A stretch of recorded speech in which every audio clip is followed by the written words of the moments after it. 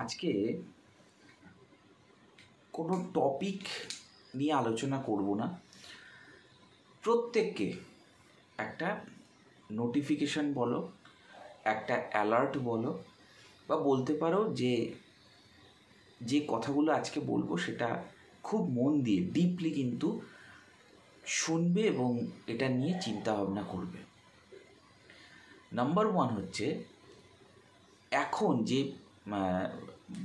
যেহেতু college service কমিশনের এক্সামিনেশনের এখন হতে একটু টেন্টেটিভ সময় লাগবে। WBCSC ধরো এখন recruitment form fill up phase হতে একটু টাইম আছে, এবং WBPSCতে আমরা জানি এর আগের বার বা তার আগের বার যেরকম ভ্যাকেন্সিস আসে সেখানে কিন্তু খুব গুটি কয়েক ছেলেমেয়ে কিন্তু রিক্রুটমেন্ট পাওয়ার সুবিধা পায়। তো ওই জন্যে প্রত্যেককে বলবো যে আদার স্টেট রিক্রুটমেন্টের দিকে কিন্তু ফলো করতে রিগার্ডিং অ্যাসিস্ট্যান্ট প্রফেসর। যারা অ্যাসিস্ট্যান্ট প্রফেসরের পরীক্ষা দিতে চাও তারা প্রত্যেককে একটা জিনিস ফলো আপ করবে যে অ্যাসিস্ট্যান্ট প্রফেসরের রিক্রুটমেন্টের ক্ষেত্রে আমার লক্ষ্য যদি অ্যাসিস্ট্যান্ট প্রফেসর হতেই হয়, তাহলে আমি যে জায়গায় আমি এক্সামিনেশানগুলো দিতে পারবো সেই প্রত্যেকটা জায়গায় কিন্তু আমি এক্সামিনেশানগুলো দেওয়ার কিন্তু জন্য আমি যাব। এটা কিন্তু ভীষণভাবে গুরুত্বপূর্ণ যে আমার এখানে রিক্রুটমেন্টের জন্য এক্সামিনেশান হবে, আমি সেখানে যাব। আমার যদি বলে যে আমার ঝাড়খণ্ডে আমার পরীক্ষা, আমি কিন্তু যাব। আমার যদি বলে আমার অন্ধ্রপ্রদেশে পরীক্ষা, আমি যাব। মাঝে দিয়ে আমি একটা মধ্যপ্রদেশ MPPSের রিক্রুটমেন্ট শেয়ার করেছিলাম, জানি না কতজন তোমরা ফিল আপ করেছো। তা প্রত্যেককে বলবো যে তোমার লক্ষ্য যদি থাকে তুমি অ্যাসিস্ট্যান্ট প্রফেসর হবা, আমি সবসময় একটা কথা বলি যে ফোকাস করো, যে কোনো একটা পার্টিকুলার ফিল্ডে তোমায় কিন্তু ফোকাসটা রাখতে হবে। তার কারণ হচ্ছে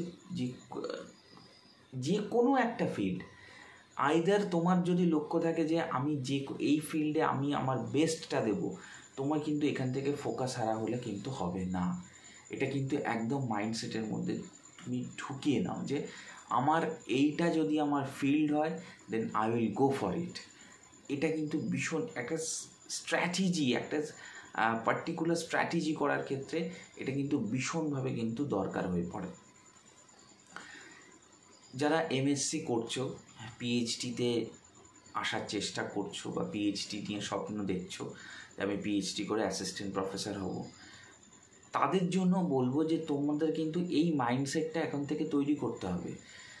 আমি যেখানে পরীক্ষা দেওয়ার সুযোগ পাবো আমি কিন্তু সেখানে পরীক্ষা দেব।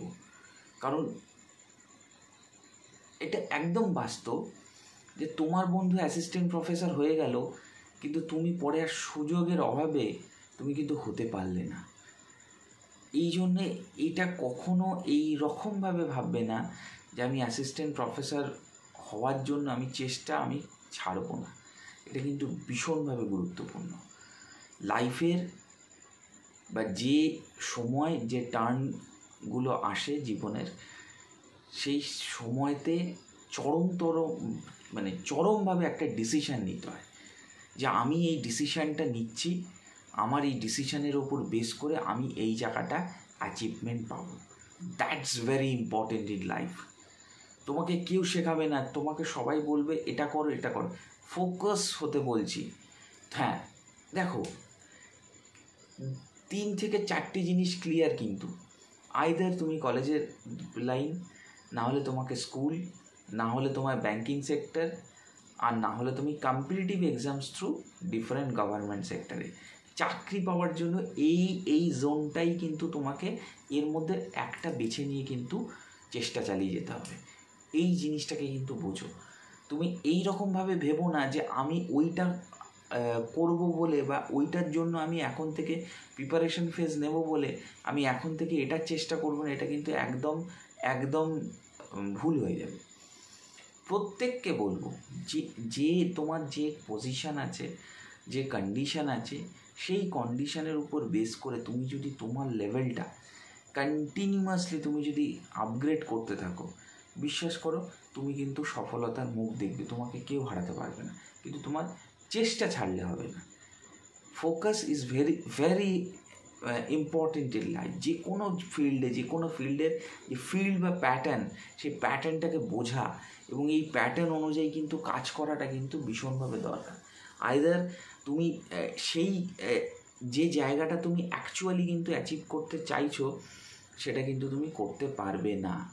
তো এই কারণে এটাকে একদম যুক্তিসঙ্গতভাবে এটাকে মাইন্ডসেটে রাখো যে আমি যখনই এই কাজটা করছি সেই কাজটার মধ্যে আমার বেস লেভেল অফ অ্যাক্টিভিটি কী, এবং এই বেস লেভেল অফ অ্যাক্টিভিটি উপর নির্ভর করবে তুমি সেই প্যাটার্নটা কতটা ভালোভাবে করতে পারবে।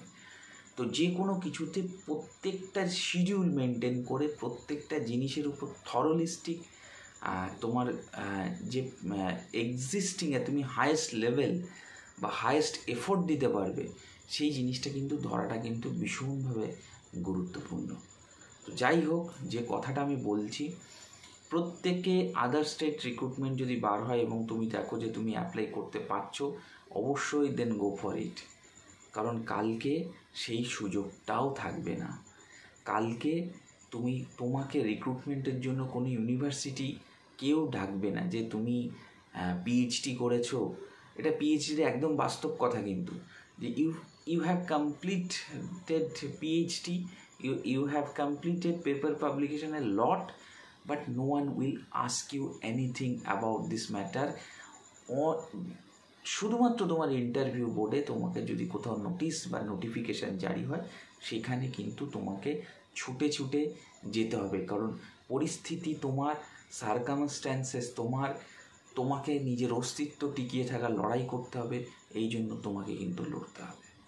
তো যাই হোক, যে কথাগুলো বলার একমাত্র উদ্দেশ্য, খুব মন দিয়ে প্রিপারেশান নেবে, বুদ্ধিমানের মতো এমন কাজ করবে না যে বোকা মতো একটা ফিল্ডে ঝাঁপিয়ে পড়লাম, এইটা যেন একদম না হয়। চেষ্টা করবে নিজের 100% এফোর্ট দিয়ে নিজের সেই জায়গাটা টিকিয়ে রাখা, যেই জায়গাটা তুমি অ্যাকচুয়ালি কিন্তু অ্যাচিভ করতে চাইছো। তো যাই হোক, মন দিয়ে পড়াশোনা করো, খুব ভালো প্রিপারেশান নাও, এবং তোমাদের আরও যে কোনো ফিল্ডে আমি যতটা পারবো চেষ্টা করব। তো খুব ভালো করে প্রিপারেশান নিয়ে সামনের দিকে এগিয়ে যাও।